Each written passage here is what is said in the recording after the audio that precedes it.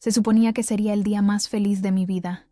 Estaba de pie en la entrada de la iglesia de Santa María, en el corazón de Madrid, con mi vestido blanco diseñado por la mejor modista de la ciudad. Mi corazón latía como si quisiera escapar de mi pecho. Las flores de azahar adornaban cada rincón, y el olor a incienso flotaba en el aire mientras los invitados esperaban impacientes. Hoy me casaría con Carlos, el hombre que creía conocer, el hombre que pensaba que me amaba. El sol de mayo entraba por los vitrales creando un espectáculo de colores sobre las baldosas de piedra. Mi padre me apretó la mano antes de comenzar a caminar por el pasillo central. «¿Estás segura, Lucía?», me susurró.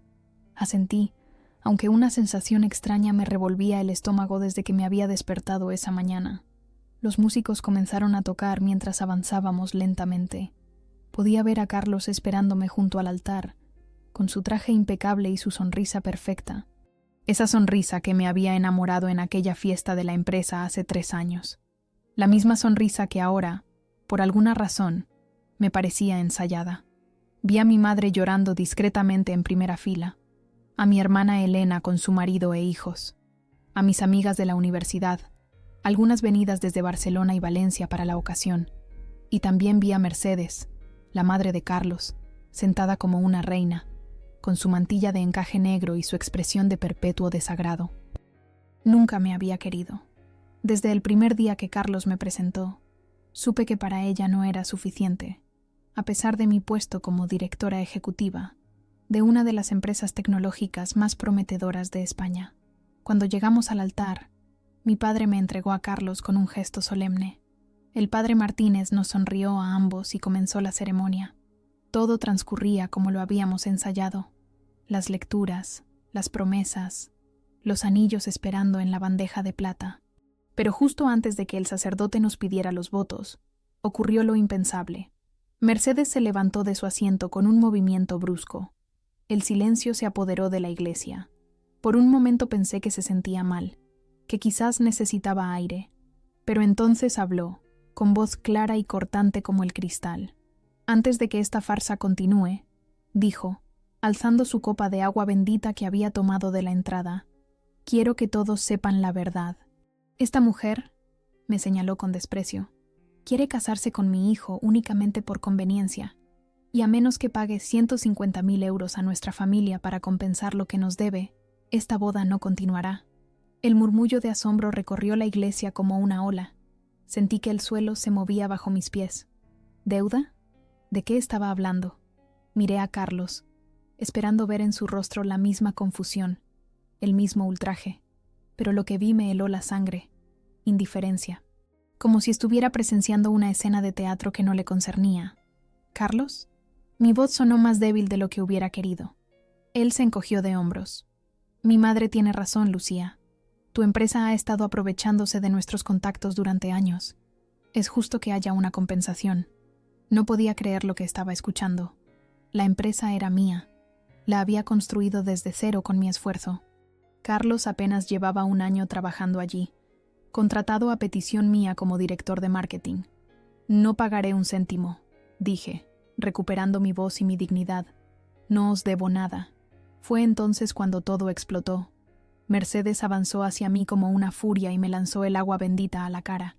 El frío del líquido me sorprendió menos que lo que vino después. Carlos soltó una carcajada. No una risa nerviosa o confusa. Una carcajada genuina, como si toda la situación le pareciera tremendamente divertida. En ese momento, todo encajó. Las llamadas secretas, los documentos que revisaba a escondidas, las preguntas constantes sobre nuestros clientes y estrategias. No era amor lo que sentía por mí. Era una oportunidad de negocio. Me quité el velo empapado y miré directamente a los ojos de quien segundos antes iba a ser mi marido. «Estás despedido», dije con voz firme. Su risa se cortó de golpe. «¿Qué has dicho?» «Lo que has oído. Estás despedido. Recoge tus cosas del despacho el lunes. Y no te molestes en pedir referencias». La cara de Carlos pasó del asombro a la ira en segundos. «No puedes hacer eso. Tengo un contrato. Un contrato con cláusulas muy específicas sobre confidencialidad y lealtad. Cláusulas que has violado al conspirar con tu madre contra mí y mi empresa. Mi abogado te enviará los detalles». Mercedes comenzó a gritar algo, pero ya no la escuchaba. Me giré hacia los invitados, que permanecían congelados en sus asientos, como si estuvieran viendo la escena final de una telenovela. Lamento que hayáis venido para nada. El cóctel en el Palacio de Cibeles sigue en pie. Considerad esto una celebración de mi libertad, no de mi matrimonio. Y con eso, comencé a caminar hacia la salida, sola, con la cabeza alta a pesar del maquillaje corrido y el vestido arruinado. Cuando pasé junto a mi asistente, Pilar, que estaba sentada en la tercera fila, ella se levantó como si le hubieran dado una señal. «Ya está hecho», me susurró, entregándome un pañuelo. «Legal ha sido informado. Sus accesos a los sistemas están bloqueados desde hace 10 minutos. Pilar, siempre tan eficiente, siempre un paso adelante. Por eso la había contratado hace 5 años, recién salida de la universidad. Por eso confiaba en ella más que en nadie». Mientras cruzaba las puertas de la iglesia hacia la plaza soleada, sentí una extraña ligereza, como si me hubiera quitado un peso que no sabía que cargaba. No era el final que había imaginado para este día, pero quizás era el final que necesitaba. El mundo a mi alrededor se detuvo. No era solo el agua bendita goteando por mis pestañas, era esa risa, la risa burlona y arrogante del hombre que estaba a punto de convertirse en mi marido. En ese instante, como si un velo se hubiera levantado, vi todo lo que había ignorado durante 3 años, los comentarios despectivos sobre mi trabajo, la forma en que siempre tomaba partido por su madre, las veces que sonreía cuando algo me dolía en broma. Había confundido su silencio con comprensión, había confundido la comodidad con el amor. Salí de la iglesia con la dignidad que me quedaba, escoltada por Pilar y mi hermana Elena, quien había dejado a su marido con los niños para venir a mi rescate. El sol de Madrid me golpeó con fuerza, como dándome la bienvenida a una nueva realidad. Los turistas en la plaza nos miraban con curiosidad. Una novia con el maquillaje corrido, escoltada por 2 mujeres con expresiones feroces, no era algo que se veía todos los días. «Mi coche está por aquí», dijo Elena, señalando una calle lateral. «Te llevaré a casa». «No», respondí. «A casa no, a la oficina». Pilar me miró sorprendida. «¿Estás segura, Lucía? Puedes tomarte el día. Nadie esperaría que trabajaras hoy». «Precisamente por eso debo ir. No dejaré que Carlos y su madre piensen que me han derrotado. Además, hay cosas que necesito revisar urgentemente». El trayecto hasta el edificio de cristal, en el Paseo de la Castellana donde tenía mi oficina, fue silencioso. Elena conducía mientras Pilar hacía llamadas, cancelando reservas, informando a los invitados más cercanos, gestionando el desastre. Yo miraba por la ventana, viendo pasar la ciudad como si fuera la primera vez, el Parque del Retiro, el Museo del Prado, la Puerta de Alcalá, lugares que había visto 1000 veces, pero que ahora parecían diferentes. O quizás la diferente era yo. Al llegar a la oficina, varios empleados me miraron con asombro. No esperaban verme, y ciertamente no esperaban verme vestida de novia. Javier, el director financiero, casi derramó su café cuando me vio entrar a la sala de reuniones. «Lucía, ¿qué ha pasado? ¿No deberías estar casándome? El plan ha cambiado. Necesito que me pongas al día sobre todos los proyectos en los que Carlos ha estado involucrado en los últimos 6 meses, especialmente aquellos relacionados con la familia Mendoza». Los Mendoza, la familia de Carlos, eran propietarios de una cadena de hoteles de lujo con presencia en toda España y parte de Latinoamérica. Habíamos firmado un contrato para desarrollar un sistema de gestión personalizado que revolucionaría la experiencia de sus huéspedes. Un contrato millonario que Carlos había ayudado a conseguir. Javier asintió y salió a buscar los archivos. Elena me trajo un café y se sentó frente a mí. «¿Quieres hablar de lo que pasó en la iglesia?». Negué con la cabeza. «Ahora no. Primero necesito entender qué estaba planeando». «¿Crees que intentaba algo contra la empresa?».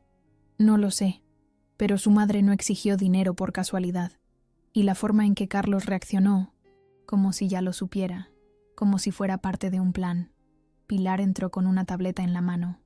«He bloqueado todos sus accesos como me pediste, y hay algo que deberías ver».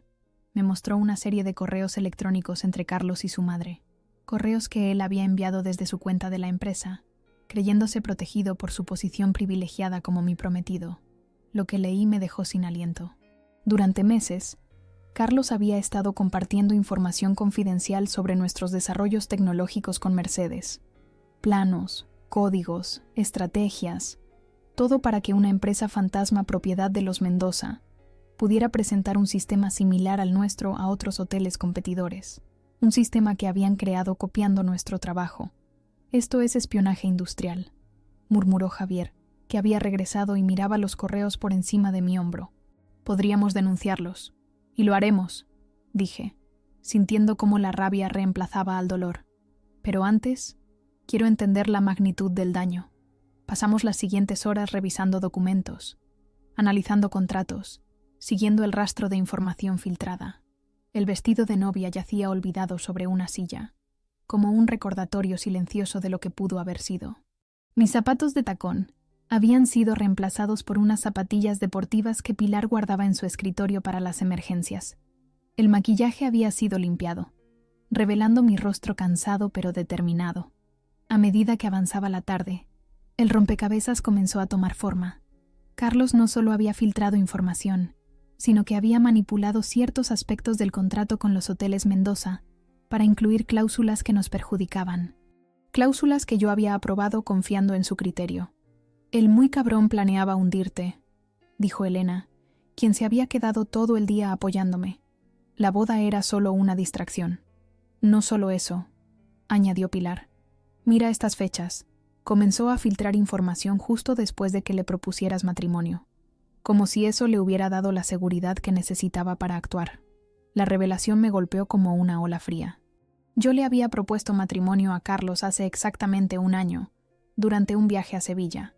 Había sido un impulso romántico, influenciado por el ambiente mágico de la ciudad andaluza, el vino dulce y la música de guitarra. Él había aceptado con entusiasmo, demasiado entusiasmo quizás, y desde entonces, nuestro compromiso se había convertido en su escudo y su arma. Dios mío, murmuré, he sido tan estúpida. No, has sido humana, dijo Elena apretando mi mano. Confiaste en alguien que amabas. Eso no te hace estúpida, te hace normal. Javier regresó con más documentos. Hay algo más. El contrato tiene una cláusula de penalización si no cumplimos con los plazos de entrega. Y adivina qué. Los plazos se acortan considerablemente si hay un cambio en la dirección del proyecto. Como si el director de marketing fuera despedido. Completé, entendiendo finalmente el plan completo. Carlos esperaba que yo lo despidiera después de la boda, cuando descubriera sus engaños. La empresa tendría que pagar la penalización, nuestras acciones caerían, y los Mendoza podrían comprarla a precio de ganga. Pero no contaban con que lo despidieras antes de la boda, sonrió Pilar. Has desbaratado su plan sin saberlo. Era cierto. Al despedir a Carlos en la iglesia, había alterado toda la cronología que habían planeado. Además, ahora teníamos evidencia de su espionaje industrial, lo que invalidaba cualquier cláusula del contrato. Miré a las personas reunidas en esa sala. Pilar, mi fiel asistente que había demostrado ser mucho más. Elena, mi hermana incondicional. Javier, un colega que respetaba mi liderazgo sin cuestionarlo por ser mujer. Ellos eran mi verdadera familia. Bien, dije poniéndome de pie. Esto es lo que haremos. Javier, contacta con nuestro equipo legal y prepara una demanda contra Carlos y los Mendoza por espionaje industrial y violación de confidencialidad. Pilar, comunícate con todos nuestros clientes y asegúrales que sus proyectos están seguros. Elena, necesito que me ayudes con algo personal. ¿Qué cosa?, preguntó mi hermana. Necesito un lugar donde quedarme esta noche. No puedo volver al apartamento que compartía con Carlos. Elena sonrió. Tengo algo mejor. La casa de la abuela en Toledo. Está vacía desde que ella se mudó a la residencia. Es tranquila, nadie te buscará allí. Y tiene el mejor patio para pensar. La casa de la abuela. Aquel lugar donde habíamos pasado los veranos de nuestra infancia, con su patio lleno de geranios y su fuente de piedra que cantaba día y noche. Un refugio perfecto. Gracias, dije, sintiendo cómo las lágrimas amenazaban con volver. Pero esta vez no eran lágrimas de humillación, sino de gratitud. A todos. No sé qué haría sin vosotros. Lo mismo que haces con nosotros, respondió Javier. Salir adelante, porque eres Lucía Vega, la mujer más fuerte que conozco. Y por primera vez en ese día interminable, sonreí. Una sonrisa pequeña, cautelosa, pero real, porque aunque había perdido un futuro que creía seguro, había ganado algo más valioso: claridad, y con esa claridad, la certeza de que lo peor ya había pasado. Abandoné la oficina cuando el sol comenzaba a ponerse sobre Madrid. El cielo se teñía de naranjas y violetas, como si la ciudad quisiera despedirse de mí con un espectáculo. Elena insistió en conducir hasta Toledo, mientras yo me sumergía en un silencio necesario. Había cambiado el vestido de novia por unos vaqueros y una camiseta que Pilar había comprado apresuradamente en el Corte Inglés. Mi ropa de emergencia, así la había llamado ella con una sonrisa comprensiva. El trayecto a Toledo duró menos de 1 hora. A medida que nos alejábamos de Madrid, sentía que podía respirar mejor, como si el aire de la capital estuviera contaminado no solo por la polución, sino por la traición de Carlos. Las luces de la ciudad medieval aparecieron ante nosotras, con la catedral y el alcázar recortándose contra el cielo nocturno. Toledo siempre había tenido ese efecto en mí. Me transportaba a otro tiempo, a una época más simple. La casa de la abuela estaba en el casco antiguo, en una callecita empedrada donde apenas cabía el coche. Elena se detuvo frente a la puerta de madera desgastada, con sus aldabas de hierro en forma de león que tanto nos habían fascinado de niñas. ¿Seguro que estarás bien sola?, preguntó preocupada. «Puedo quedarme esta noche». «Estaré bien», le aseguré. «Necesito este tiempo a solas. Pero gracias, por todo». Elena me abrazó fuerte antes de entregarme las llaves. «Llámame si necesitas algo, a cualquier hora». Entré en la casa y encendí las luces. Todo estaba como lo recordaba. Los muebles antiguos cubiertos con sábanas blancas, las paredes encaladas, el suelo de terracota gastado por generaciones de pasos. El olor a lavanda y tomillo que la abuela siempre ponía en pequeñas bolsitas de tela seguía presente, más tenue pero reconfortante. Dejé la pequeña maleta que Pilar había preparado para mí y salí al patio. La noche era cálida, con ese calor seco de Castilla que invita a sentarse bajo las estrellas. La fuente central seguía funcionando, su murmullo constante como una nana. Me senté en el borde de piedra y dejé que mis dedos jugaran con el agua fresca. Mi teléfono, que había permanecido en silencio durante horas gracias a Pilar, quien había desviado todas las llamadas, vibró en mi bolsillo. Era un mensaje de mi madre. «Estoy en casa. Llámame cuando puedas. Te quiero». No me sentía con fuerzas para hablar con ella esa noche. Mi madre, con su preocupación constante y su tendencia a dramatizarlo todo, necesitaría explicaciones que aún no estaba lista para dar. En cambio, revisé los otros mensajes que habían llegado. Había decenas de ellos. Amigos preocupados, familiares confundidos, periodistas ávidos de información. Y luego estaban los mensajes de Carlos. 32 mensajes en total. Comenzaban con indignación. «¿Cómo te atreves a humillarme así?». Pasaban por la justificación.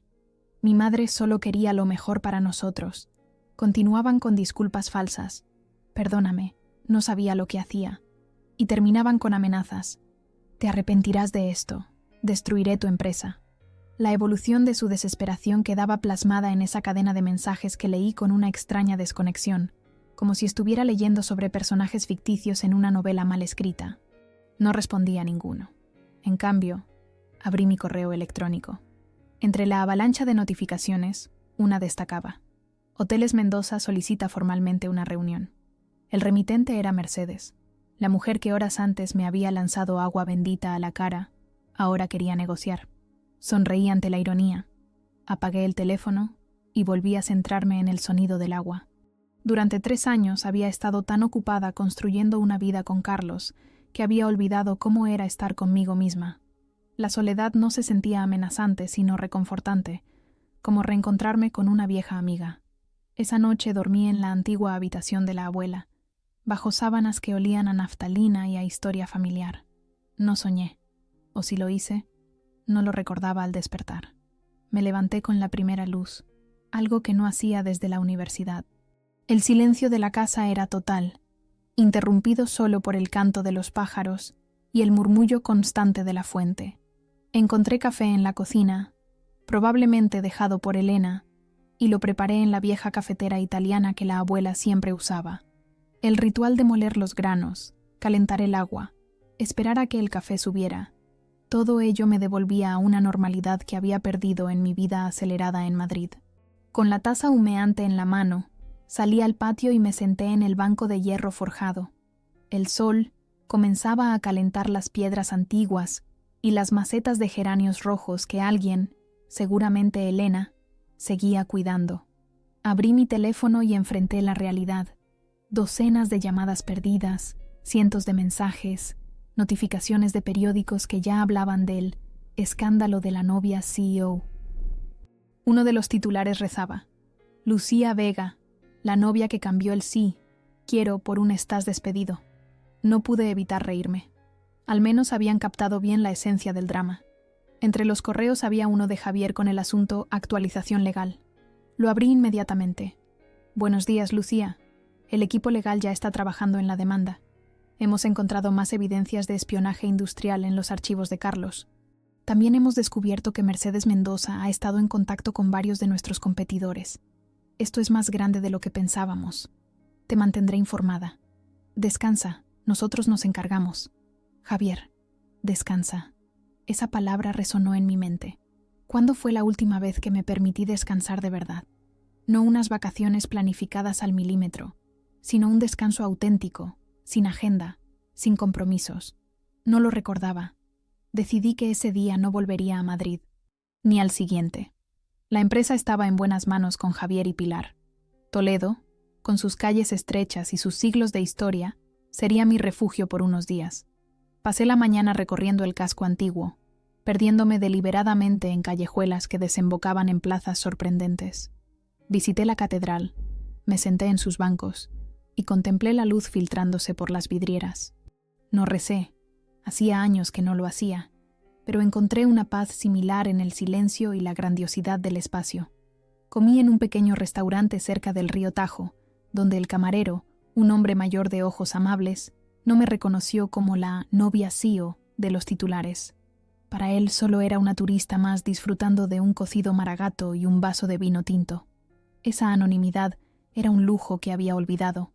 Por la tarde, visité el Museo del Greco y me perdí en los rostros alargados y las expresiones intensas de sus personajes. Había algo en esas figuras que resonaba conmigo. La elongación del sufrimiento, quizás, o la belleza encontrada en la distorsión de la realidad. Cuando regresé a la casa, el sol comenzaba a ponerse. Había comprado provisiones en una pequeña tienda: pan recién horneado, queso manchego, aceitunas, una botella de tempranillo. Una cena simple que disfruté en el patio, bajo el cielo estrellado de Castilla. Mi teléfono sonó justo cuando terminaba de comer. Era Pilar. «Perdona que te moleste», dijo cuando contesté, «pero hay algo que debes saber. Carlos ha concedido una entrevista a El Mundo. Saldrá publicada mañana». Sentí un nudo en el estómago. ¿Sabes qué ha dicho? Solo fragmentos. Básicamente, te presenta como una jefa tiránica que lo utilizó para escalar en el mundo empresarial. Dice que la escena en la iglesia fue provocada por tu negativa a firmar un acuerdo prenupcial que protegería el patrimonio de su familia. Por supuesto, Carlos siempre había sido hábil manipulando la verdad, y los medios adorarían esa narrativa. La mujer poderosa que abusa de su posición, el hombre víctima de una ambiciosa sin escrúpulos. Una inversión perfecta de lo que realmente había ocurrido. ¿Deberíamos responder?, preguntó Pilar, preocupada por mi silencio. No, decidí tras unos segundos. No vamos a entrar en su juego. Que hable. Nosotros tenemos las pruebas de lo que realmente hizo. Cuando llegue el momento, las presentaremos donde corresponde. En los tribunales, no en los periódicos. Hubo un silencio al otro lado de la línea. Luego, Pilar habló con admiración en su voz. Eres increíble. ¿Lo sabías? Cualquier otra persona estaría destrozada, contraatacando o escondiéndose. Pero tú estás ahí, planificando los próximos movimientos como si fuera una partida de ajedrez. Sus palabras me conmovieron más de lo que esperaba. No soy tan fuerte como parezco, Pilar. Solo estoy haciendo lo que puedo para mantenerme a flote. Pues lo estás haciendo muy bien. Todos aquí te admiran por cómo has manejado esto. Y por cierto, tienes el apoyo total del Consejo. He hablado con todos los miembros y están de tu lado. Esa noticia sí que era un alivio. El Consejo de Administración podría haber visto el escándalo como una razón para cuestionar mi liderazgo. Su apoyo significaba que mi posición como CEO estaba segura, al menos por ahora. Gracias, Pilar, por todo. No hay de qué. Descansa. Y cuando estés lista para volver, aquí estaremos. Después de colgar, me quedé contemplando las estrellas. El futuro que había imaginado con Carlos se había desvanecido, pero en su lugar se abría un espacio de posibilidades que no había considerado. Un espacio donde podría redescubrirme, no como la prometida de alguien o la jefa de otros, sino simplemente como Lucía, la mujer que había olvidado ser, mientras construía una vida que resultó ser una ilusión. Con esa certeza, me fui a dormir. Mañana sería otro día, un día más en esta vida inesperadamente nueva que me había sido devuelta, como un regalo que no sabía que necesitaba. Una semana después de mi fallida boda, regresé a Madrid. El tiempo en Toledo había sido como un bálsamo para mi alma herida, pero no podía esconderme para siempre. La entrevista de Carlos en El Mundo había generado exactamente la reacción que esperaba. Una ola de especulaciones, rumores y juicios precipitados. Algunos me pintaban como una ejecutiva despiadada que había usado a un pobre hombre inocente. Otros, principalmente mujeres en puestos de poder, me defendían como símbolo de dignidad frente al engaño. La verdad, como siempre, estaba en algún punto intermedio. Entré en las oficinas de mi empresa un lunes a las 8 de la mañana. Había elegido llegar temprano para evitar el circo mediático que seguramente me esperaba. Vestía un traje azul marino, mi armadura para el mundo exterior. El edificio estaba casi vacío, solo el personal de seguridad y algunos trabajadores madrugadores. Nadie me miró con lástima, lo cual agradecí profundamente. Pilar me esperaba en mi despacho con un café recién hecho y una carpeta de documentos sobre mi escritorio. Su sonrisa cálida fue el mejor recibimiento que podía esperar. «Bienvenida», dijo simplemente, como si no hubiera pasado nada extraordinario, como si no hubiera estado a punto de casarme con un espía industrial, para luego desaparecer una semana entera. «Gracias», respondí, dejando mi bolso y tomando el café. «¿Qué tenemos para hoy?» A las 10, reunión con el equipo legal para revisar la demanda contra Carlos y los Mendoza. A las 12, videoconferencia con los inversores para tranquilizarlos. Y a las 4, hizo una pausa significativa. «Mercedes Mendoza ha solicitado una reunión personal contigo». Casi me atraganto con el café. «¿Mercedes? ¿Está de broma?» «Para nada. Llamó personalmente ayer. Dijo que era urgente y que solo hablaría contigo». Miré por la ventana de mi despacho hacia el skyline madrileño. El cielo estaba despejado. Uno de esos días perfectos de principios de verano que hacían que la ciudad brillara. ¿Qué querría Mercedes de mí después de todo lo ocurrido? ¿Más amenazas? ¿Una disculpa? Lo dudaba. «Acepta la reunión», decidí tras un momento. «Pero aquí, en mi territorio, y quiero a Javier y al abogado presentes». «¿Estás segura?» Pilar parecía preocupada. «Esa mujer es venenosa. Precisamente por eso quiero enfrentarla. Si viene a mí, es porque está desesperada, y quiero ver por qué». El resto de la mañana transcurrió en un torbellino de actividades. La reunión con el equipo legal confirmó lo que ya sabíamos. Teníamos un caso sólido contra Carlos por espionaje industrial y violación de confidencialidad. La videoconferencia con los inversores fue tensa pero productiva. La mayoría entendió que habíamos evitado un desastre mayor al descubrir la traición antes de que fuera demasiado tarde. A las 4 en punto, Mercedes Mendoza entró en la sala de juntas de mi empresa. Vestía de negro, como si estuviera de luto, aunque su maquillaje perfecto y sus joyas ostentosas contradecían cualquier apariencia de dolor. 2 hombres con trajes caros la flanqueaban, su abogado personal y el director financiero de Hoteles Mendoza. Me puse de pie para recibirla. No por cortesía, sino para establecer mi posición de poder desde el principio. A mi lado, Javier y Roberto, nuestro abogado, permanecieron sentados.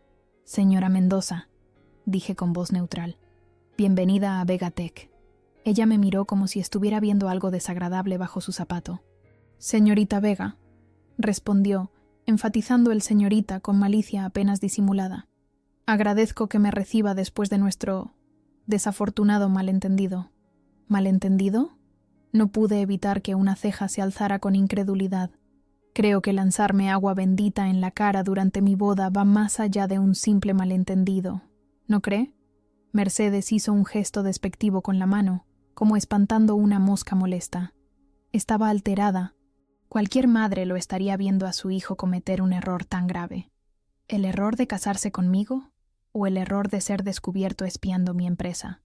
Pregunté con falsa dulzura. Los dos hombres que la acompañaban intercambiaron miradas incómodas. Claramente, no estaban al tanto de todos los detalles del plan de los Mendoza. Señorita Vega, intervino el abogado, un hombre de unos 50 años con una calva reluciente y gafas de montura metálica. Estamos aquí para resolver esta situación de manera amistosa. Mi clienta reconoce que hubo excesos emocionales por ambas partes. Roberto, mi abogado, se inclinó hacia adelante.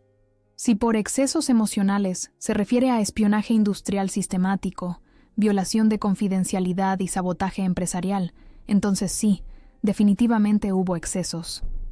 El ambiente en la sala se tensó visiblemente.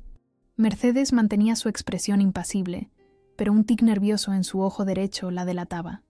Vayamos al grano, dije, cansada del juego. ¿Qué quieren exactamente de esta reunión? El director financiero carraspeó y abrió su maletín. Tenemos una propuesta para usted, señorita Vega.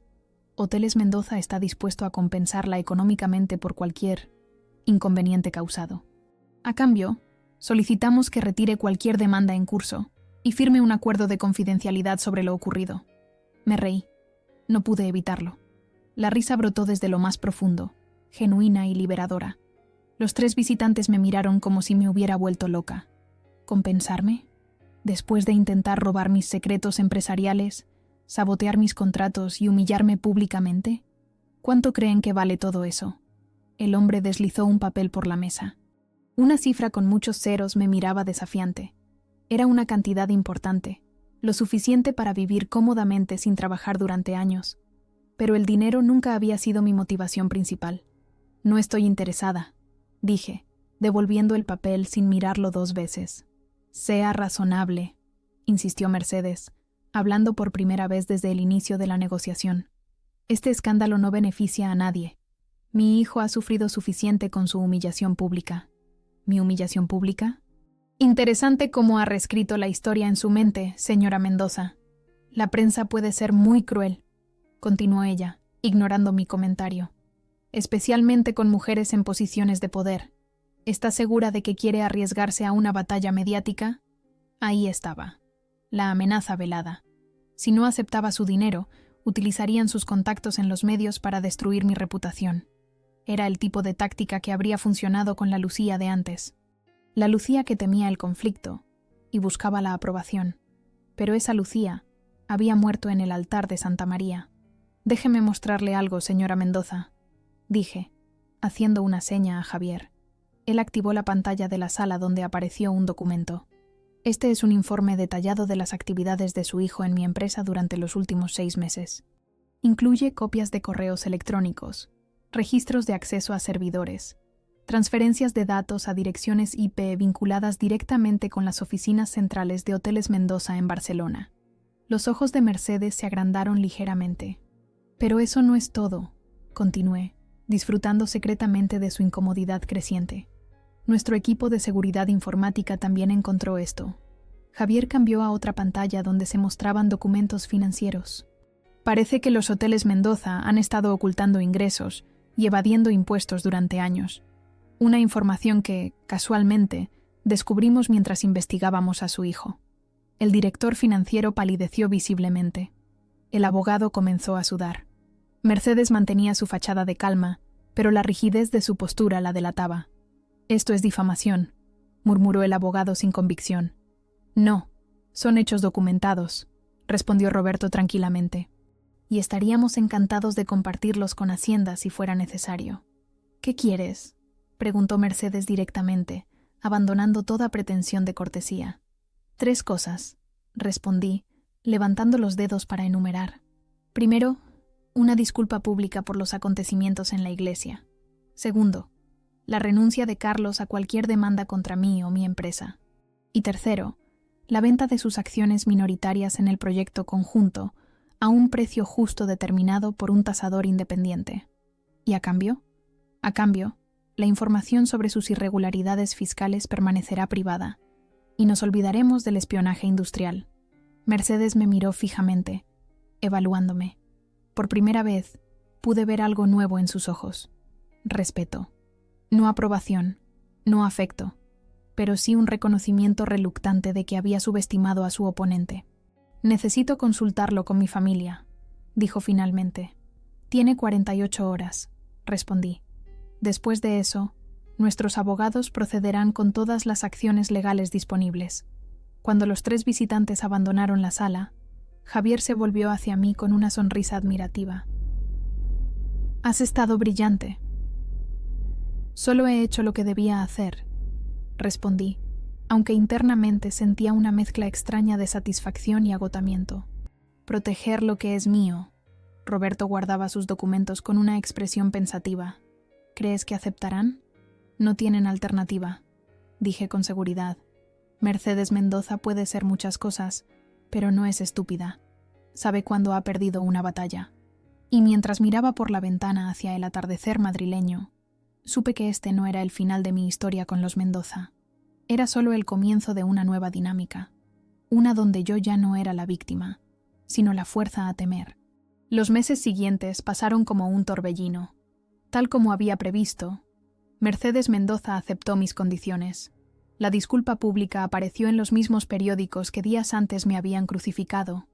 Carlos renunció formalmente a cualquier reclamación y desapareció del mapa empresarial madrileño.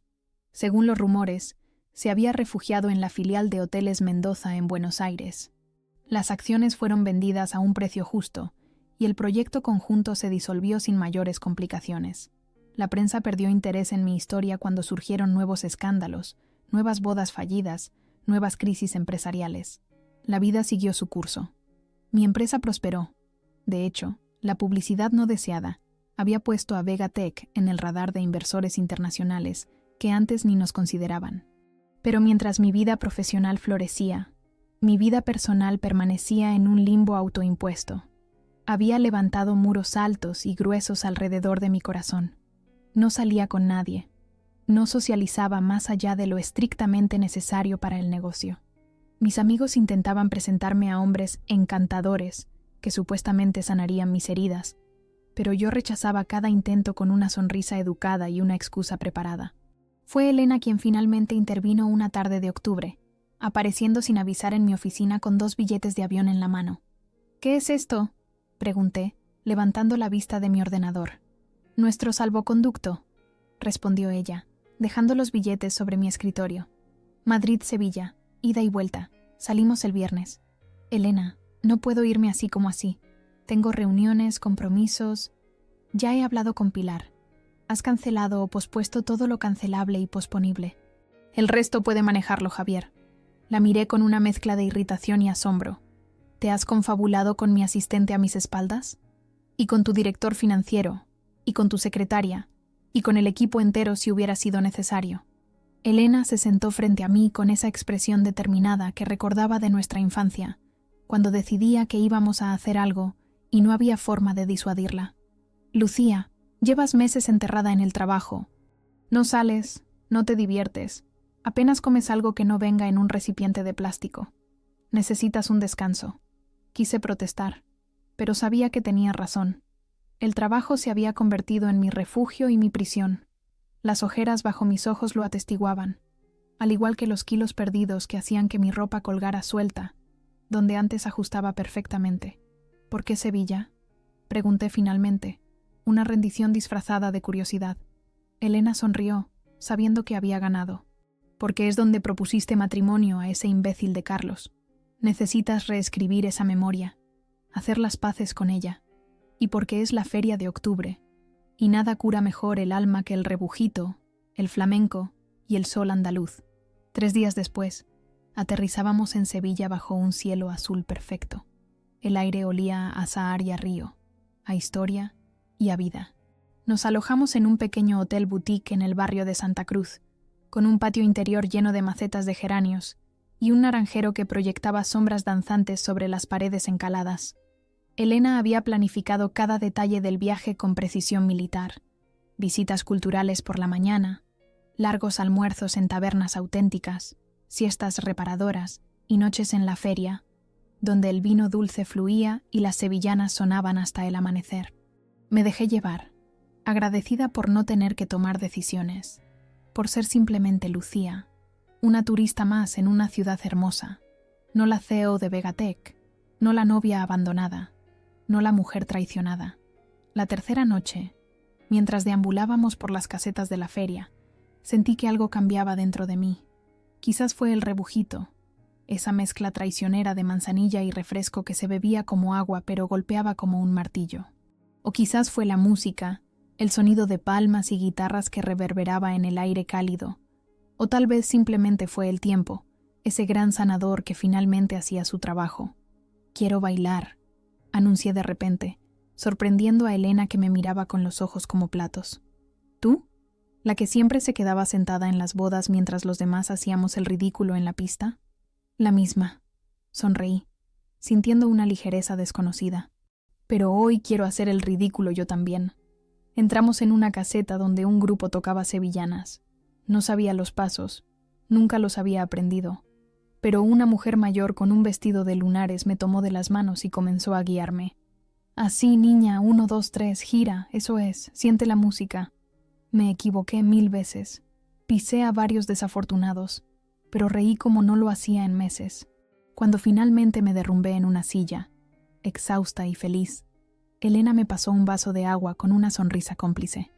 «Bienvenida de vuelta, hermana». Esa noche, mientras regresábamos a nuestro hotel bajo un cielo estrellado, sentí una paz que creía perdida para siempre, como si hubiera dejado caer un peso que no sabía que cargaba, como si, finalmente, hubiera perdonado, no a Carlos, no a Mercedes, sino a mí misma, por haber confiado, por haber amado, por haber sido humana. A la mañana siguiente, desperté con una claridad que no había experimentado en mucho tiempo. Después del desayuno, le dije a Elena que quería pasar el día sola. «¿Estás bien?», preguntó, preocupada. «Mejor que bien». La tranquilicé. «Solo necesito hacer algo por mi cuenta». Pasé la mañana vagando por las orillas del Guadalquivir, el río que dividía la ciudad y que había sido testigo de tantas historias a lo largo de los siglos. Me senté en un banco frente a la Torre del Oro, esa estructura dorada que brillaba bajo el sol otoñal, y saqué mi teléfono. Era hora de hacer algo que había pospuesto durante meses. Abrí el correo electrónico y comencé a escribir. No a Carlos, no a Mercedes, sino a mis empleados. Un mensaje largo y sincero donde explicaba lo que había ocurrido, agradeciéndoles su apoyo y disculpándome por mi ausencia emocional de los últimos meses.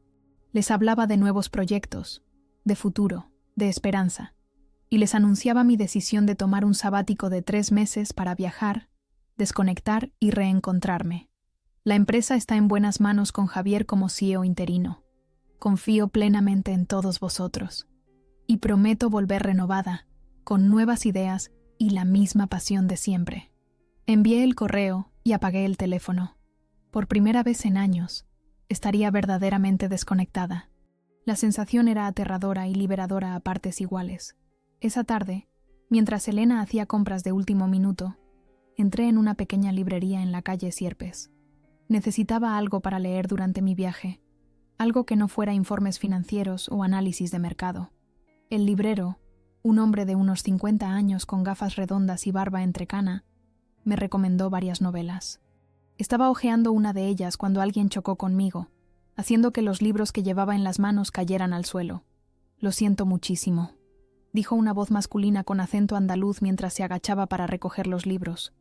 «No pasa nada», respondí automáticamente, agachándome también. Nuestras manos se encontraron sobre 100 años de soledad, de García Márquez.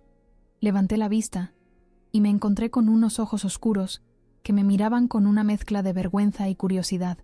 «Soy un desastre», dijo él sonriendo. «Siempre ando con la cabeza en las nubes». Era un hombre de unos 30 y tantos, con el pelo negro ligeramente rizado y una barba de 3 días. Vestía de manera sencilla. Vaqueros, camisa blanca arremangada, Un reloj de cuero gastado. Nada especial, nada que llamara la atención.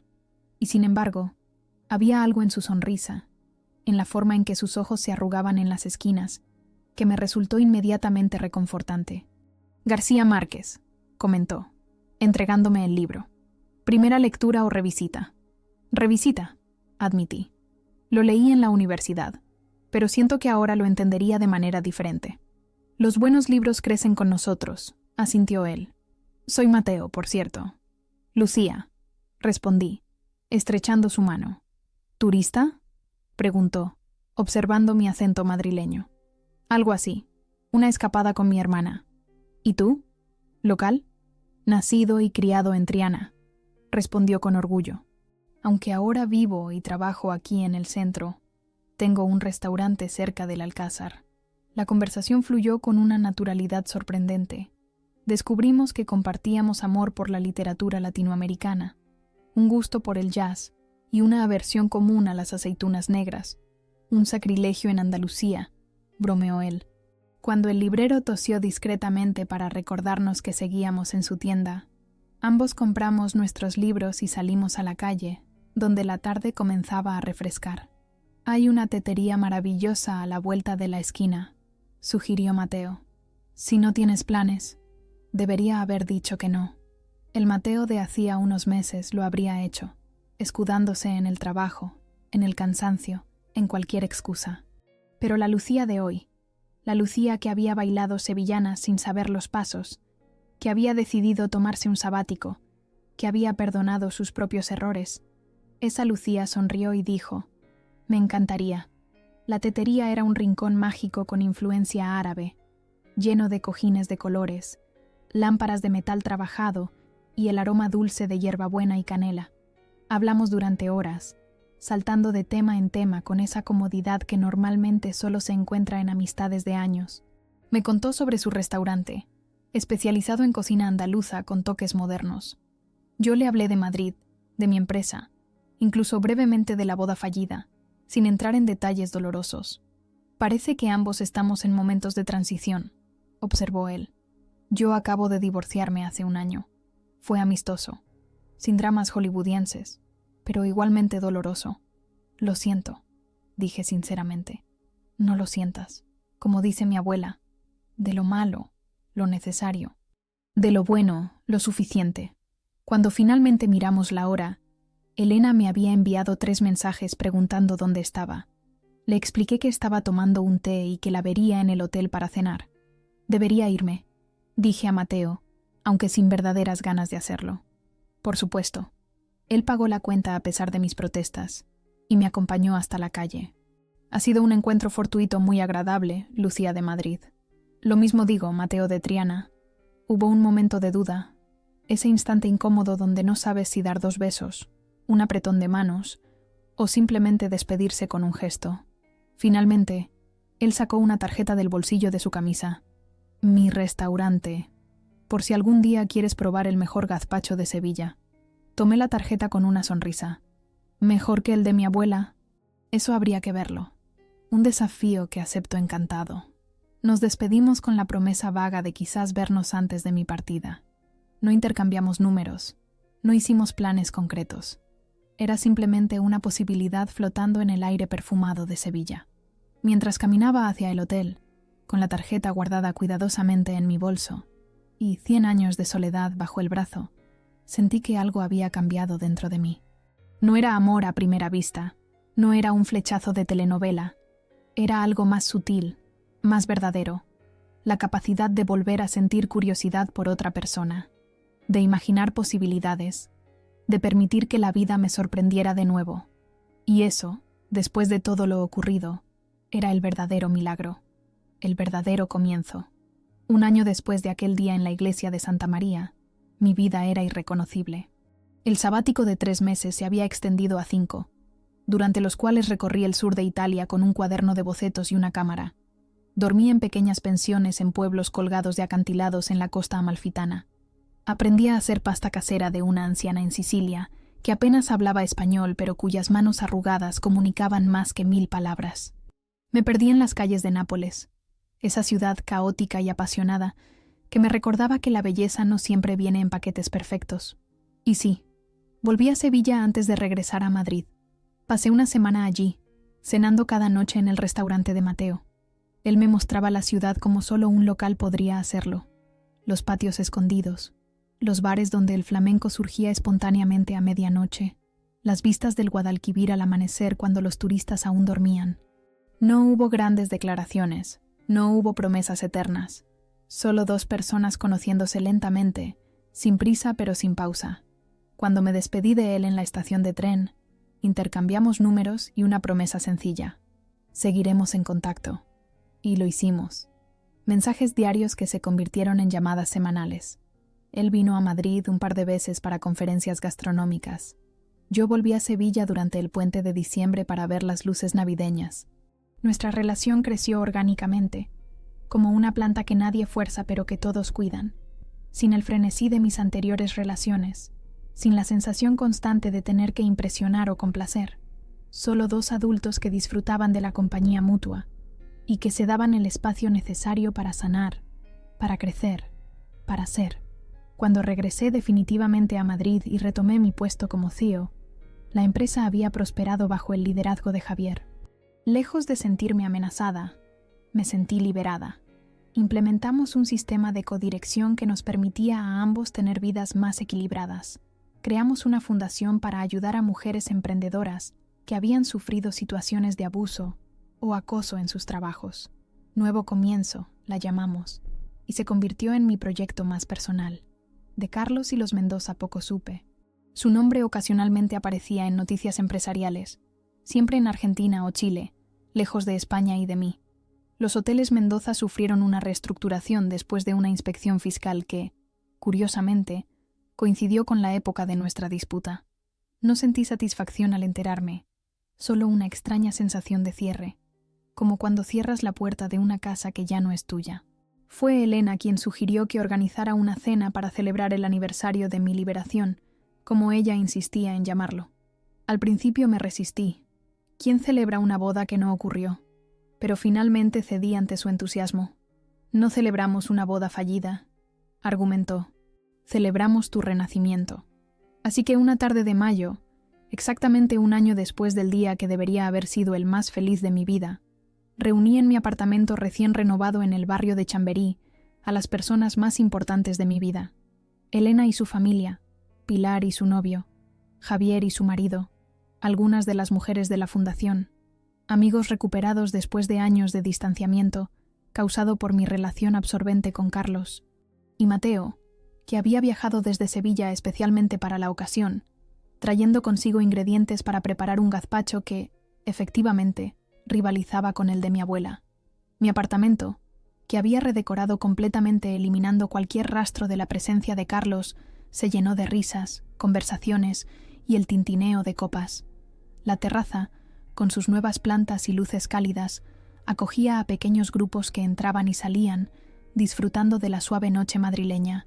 En un rincón, un guitarrista amigo de Mateo tocaba suavemente, creando una atmósfera íntima y festiva a la vez.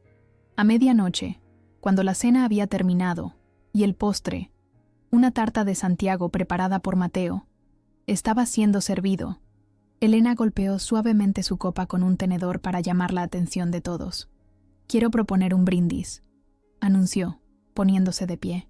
«Por mi hermana Lucía, la mujer más valiente que conozco». Todos levantaron sus copas mientras yo sentía que mis mejillas se encendían. Nunca me había sentido cómoda siendo el centro de atención, especialmente para recibir elogios. «Hace exactamente un año», continuó Elena, «esta mujer tuvo el valor de decir no. No a una relación tóxica, no a una familia manipuladora, no a una vida que la habría hecho infeliz. Y ese no fue el sí más importante que jamás haya pronunciado. Sí a sí misma, a su dignidad, a su valor». Miré alrededor de la mesa, a todos esos rostros que me miraban con afecto y admiración. Rostros que habían estado conmigo en mis peores momentos, que me habían visto caer y levantarme. Y junto a mí, Mateo, que me tomaba discretamente de la mano bajo la mesa, ofreciéndome un apoyo silencioso. «Así que brindemos», concluyó Elena con una sonrisa radiante. «Por los no que nos salvan Y por los sí que nos liberan. Por Lucía, corearon todos, alzando sus copas. La emoción me embargó de repente. No era tristeza, no era alegría, era algo más profundo y complejo. Gratitud, por haber sobrevivido, por haber crecido, por tener a estas personas en mi vida.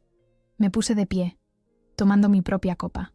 Las palabras, que normalmente fluían fácilmente en reuniones de negocios, ahora se atascaban en mi garganta. Yo también quiero brindar, dije finalmente, cuando el silencio expectante se había extendido casi demasiado. Por todos vosotros, por los que estuvisteis a mi lado cuando más os necesitaba, por los que me disteis espacio para sanar, pero nunca me dejasteis sentir sola. Mi voz se quebró ligeramente y sentí la mano de Mateo apretando la mía con más fuerza. Y quiero brindar, continué, recuperando la compostura, por las segundas oportunidades. No solo en el amor. Miré brevemente a Mateo, que sonreía con esa calidez que había llegado a asociar con tardes tranquilas y conversaciones profundas, sino en la vida, por la oportunidad de redefinirse, de reconstruirse, de recordar quién eres realmente debajo de todas las capas que la vida, o los demás, o tú misma, has ido poniendo. Levanté mi copa un poco más alto. Por los que intentan rompernos, dije, recordando las palabras que había ensayado tantas veces en mi mente, y por la fuerza que encontramos al alejarnos. El tintineo de las copas resonó en la terraza mientras todos bebían. Mateo me dirigió una mirada que contenía una pregunta silenciosa. Asentí imperceptiblemente, dándole permiso para lo que sabía que quería hacer. Él se puso de pie, alto y tranquilo a mi lado, y levantó su copa nuevamente. «Si me permitís», dijo con su acento andaluz que siempre provocaba sonrisas en Madrid, «me gustaría añadir un brindis más». Elena me miró con una ceja alzada interrogativamente. Le devolví la mirada con una pequeña sonrisa, un secreto compartido entre hermanas. «Por el futuro», dijo Mateo simplemente, «por todo lo que está por venir, por los caminos que aún no hemos recorrido, por las sorpresas que la vida todavía guarda para nosotros». Hizo una pausa y me miró directamente a los ojos. «Y por esta mujer extraordinaria que me ha enseñado que el amor verdadero no es posesión ni control, sino libertad y respeto mutuo». No era una declaración de amor tradicional. No había anillos, no había rodillas dobladas, no había promesas grandilocuentes. Era algo mucho más poderoso, un reconocimiento público de lo que habíamos construido lentamente durante un año, una relación basada en la honestidad, en la comunicación, en el crecimiento personal y compartido.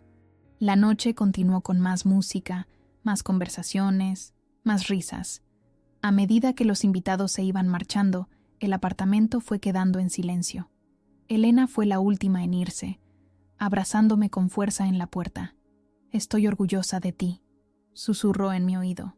«Siempre lo he estado, pero ahora más que nunca». Cuando finalmente cerré la puerta, Mateo estaba recogiendo los últimos platos en la cocina. Me acerqué a él y apoyé mi cabeza en su hombro, sintiendo la familiaridad reconfortante de su cuerpo, el olor a romero y limón que siempre lo acompañaba. «Ha sido una noche perfecta», murmuré. «¿Sabes qué día es mañana?», preguntó él, dejando los platos y girándose para mirarme. «¿Sábado?